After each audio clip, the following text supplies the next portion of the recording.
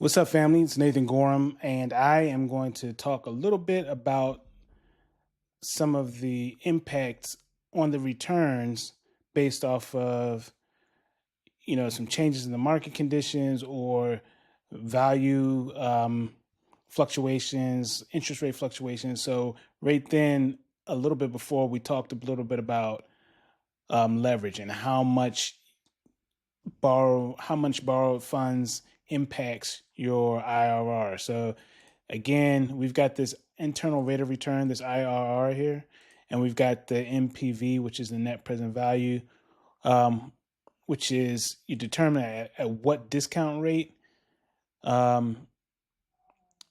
the cash flows that come from the project are equal to zero. And so that's the 13% IRR. So let's just real quick for kicks and giggles see what happens when you take your loan to cost from 75% up to 90% and see what happens to your cash flow from the deal equals 20 now $2,400. Let's see. Your MPV drops to 57,000. Your IRR is at 13%. Versus I think it was at 15% before. Now let's see what happens when you refinance. And what happens is you have a cap rate that you're using to determine the value at refinance based off of your income, that 40,000. So you figure out, okay, when I go to refinance it, what's going to be the cap rate when I go to refinance? You'll say, well, maybe I'll have an 8% cap rate, which means the value is going to be the income divided by the cap rate. That's going to give you the value at your refinance. Okay.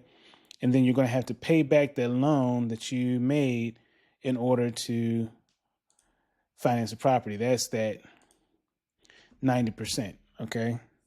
So if I increase the amount of the loan to 99%, right?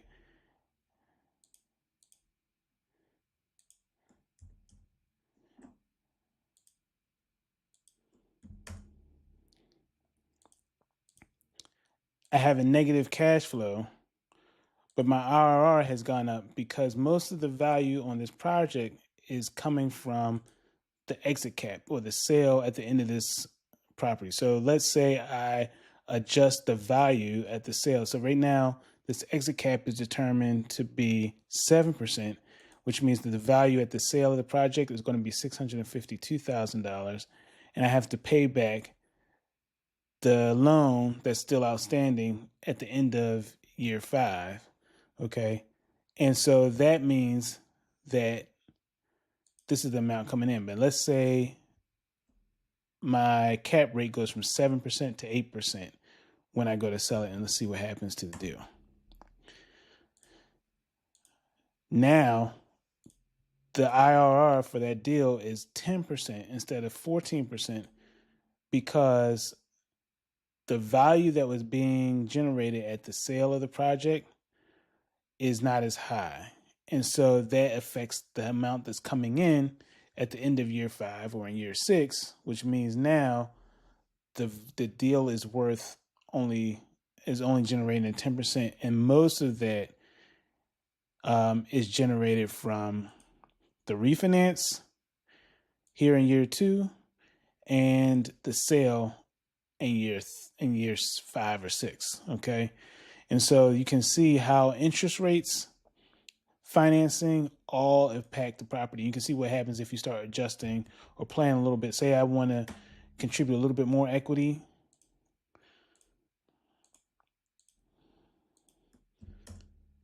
Then while the IRR doesn't really increase that much, the present value goes up a little bit. Okay. So a lot of these things have a lot of impact. If I say I have a 6% cap, would say the prices skyrocket when I go to sell a property. Now my deal just went from a 10% deal to a 16% IRR based off of an assumption that I made about what's going to happen in year 5 or 6. Okay. So when you're putting together a deal, sometimes people will say, okay, what's the IRR on that project?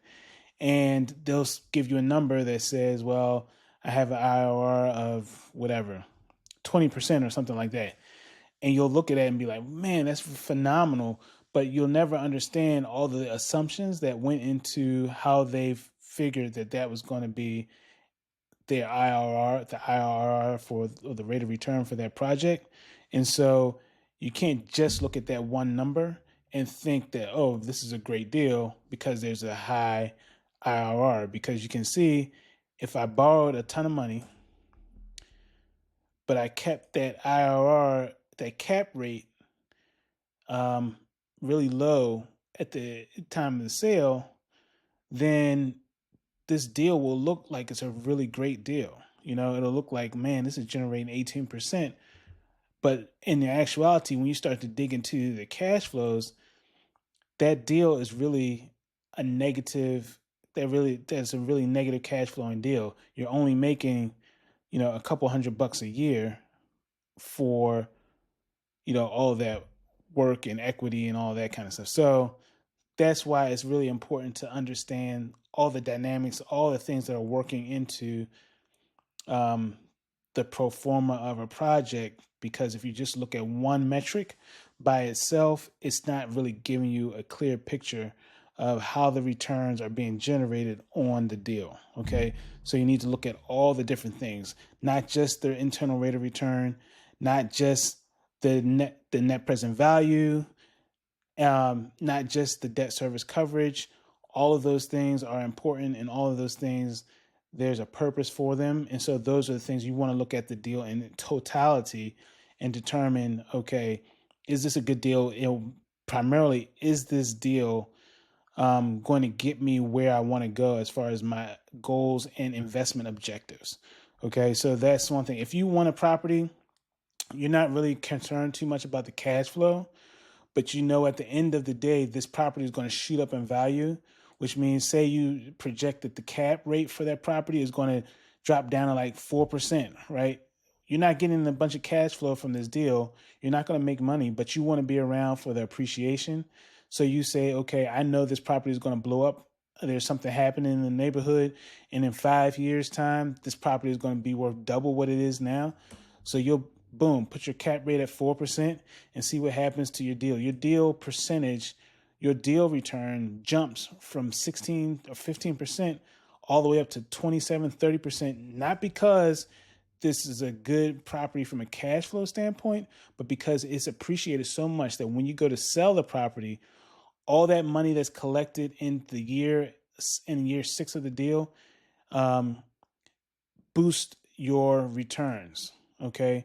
And so that's something that you want to think about. Okay, maybe I don't really need the money. Maybe I'm okay. And I'll just have this property just kind of ticking along, barely staying afloat as far as from a cash flow perspective. But I know that when I go to sell it, I'm going to make a ton of money.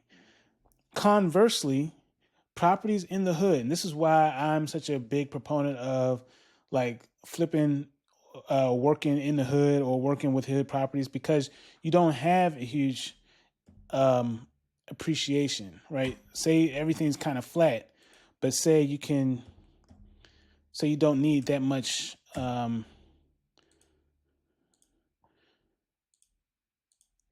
Say you borrow 70%, you put down 30% on that property, and most of the hood properties, and say you're able to rent it out for,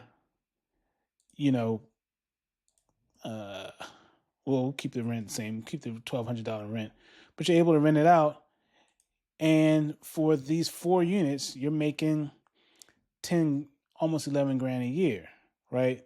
And you have a debt service coverage ratio of 1.37, which means you don't really have to, that you're going to be able to cover the mortgage for that property.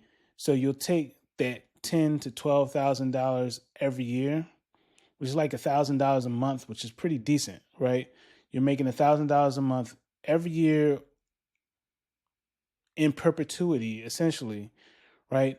And you can set it so that um, even though you don't get this big boost at the end, you know that you're going to, and this is good cash flow. So this is a good cash flowing deal, which may not have super, super high appreciation, but it cash flows. The reason why it cash flows is because it costs so little to purchase the property, right? You had to spend $478,000, but I was able to get the property for $5,000. Okay. You can't do that in other areas because the land value or the cost just to get into the property, to purchase the property, is so high. So the deal doesn't work because you'll never be able to get the property for this implied purchase price. If you need an 8% yield, you can't find that in most other places that need extensive renovation because the purchase price is going to push you beyond, what you can afford per the deal. Okay. And so that's the reason why hood properties, which I call hood properties, they make sense because you can get fairly decent yields without having to pay a ton of money on the cost. And so if you can think about it in comparison to the stock market, right? Most people say the stock market on average it's 7 to 8% annually, right? People say if you can just park your money in the stock market, you can make 7 to 8% annually. Well, if you have some equity in the project, or if you have some way to do a real estate deal, you can make the same level of returns in perpetuity when real estate with real estate, and it doesn't have to be like a super fancy neighborhood. It doesn't have to be an up and coming area or anything like that. It can be a regular, typical hood property, and you can make returns equal to or better than what you will find in the stock market. And so that's one of the things to think about as far as you're thinking about your goals or objectives, how things impact the returns.